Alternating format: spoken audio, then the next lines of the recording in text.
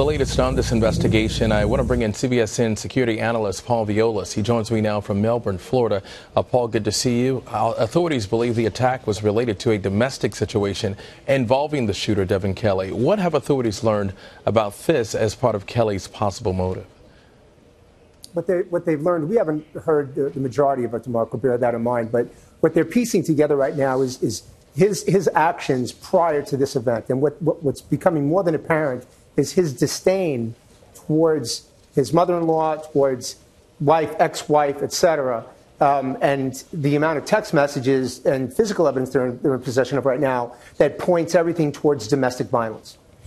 He received a bad conduct discharge from the Air Force and was accused of assaulting his wife and stepson. The Air Force did not submit Kelley's criminal history to the FBI. Can you talk more about how that impacts whether he should have been allowed to buy guns?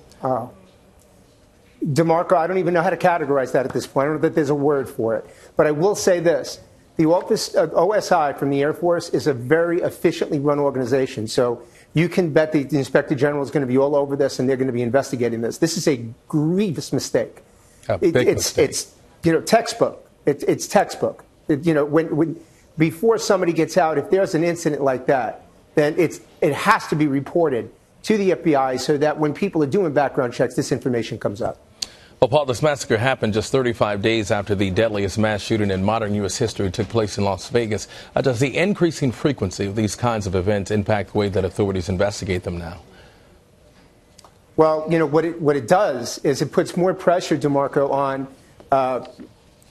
city councils, county commissions, and to ensure that local law enforcement are more amply funded for training, for equipment, for technology in order to investigate crimes like this, because it's more than obvious that we know this is something that's part of our new normal. We've discussed this before.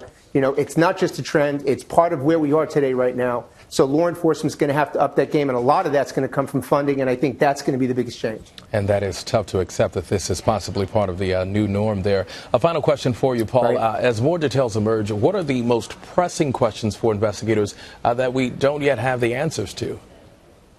Great question. I'm going to tell you the biggest question right now is why the church? And the reason I say that is because even though if this is a domestic violence issue, and it clearly appears that way, as you build the profile of the individual, controlling, manipulative, possessive, anger problems, etc., I'll spare you the rest, he clearly profiles out to a domestic violence batterer. One of the biggest messages we need to take with us today, is that this is how dangerous domestic violence batterers can be, and that no community is immune to it. Absolutely none. What we need to learn more about right now is why the church. If he was angry and his disdain was focused on that one woman, in all likelihood, he would have focused that incident at her home. There was something that tied him to that church, and that's something we still need to find out. You are so right on that. Paul Viollis. Paul, thank you for that.